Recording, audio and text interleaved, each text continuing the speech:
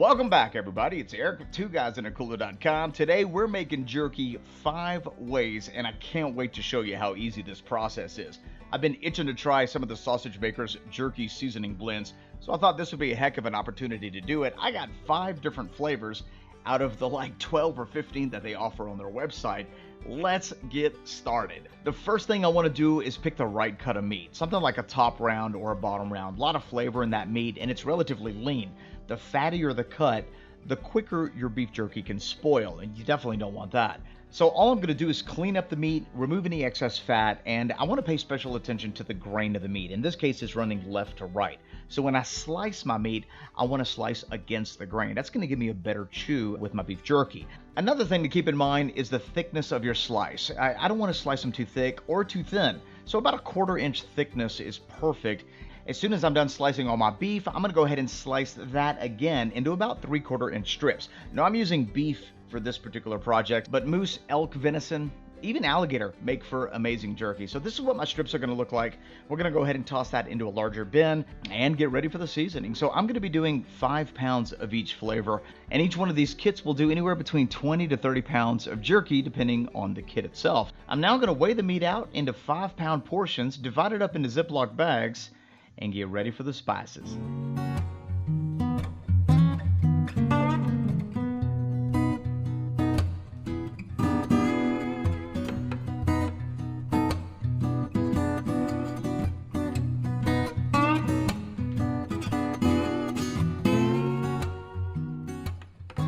Now that the meat has been separated, let's go ahead and take a look at the box itself. On the edge of the box, there's some very clear, easy to follow instructions. And as we glaze over the instructions right quick, let's go ahead and open the box and see what's inside of it. And so it looks like everything that we need is contained in this little box, and it's pretty simple. It has Insecure number 1 and a seasoning pack. And according to the directions, all we need to do is weigh out the appropriate amount of seasonings for 5 pounds of meat with 1 level teaspoon of Insecure number 1. That's kind of like the standard Insecure number 1 ratio. 1 level teaspoon of Insecure number 1 to 5 pounds of meat. That's going to protect your meat against unwanted bacteria.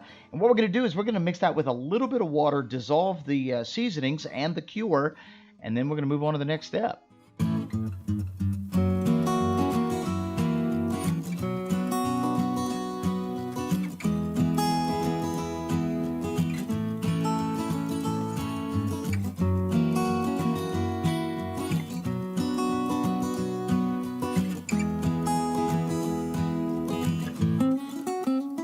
Once your seasonings have been mixed well, go ahead and take that marinade, pour it directly into your bag of raw meat.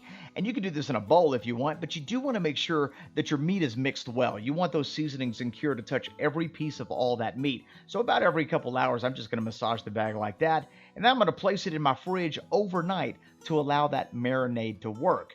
It's now the next morning. It's been roughly about 12 hours in the fridge. The excess liquid that we've placed inside the bag has been completely soaked up by the meat. You can see the color is very, very vibrant. And I'm just going to go ahead and lay these on a dehydrator tray. You could do this in your oven. You could do this in a smoker. What we want to do is we want to keep this at about 145 degrees Fahrenheit for about 4 to 6 hours. And this is going to give you a really nice tender piece of beef jerky with a great chew. It's not going to be too dry, but be sure to check it from time to time because everybody likes their jerky a little bit differently. You might like yours a little drier than I do. This is what my jerky looks like after about 6 hours. Let me snag a taste right fast. Oh, that's perfect.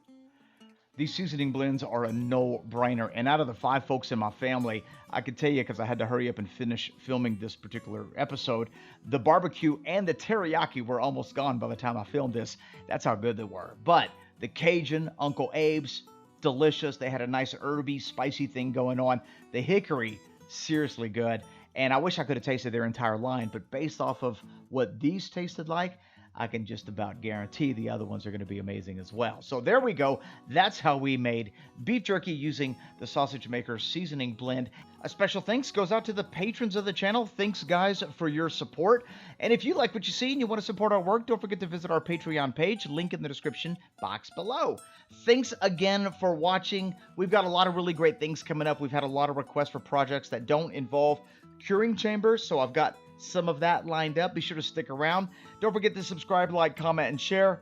We'll see you in the next one.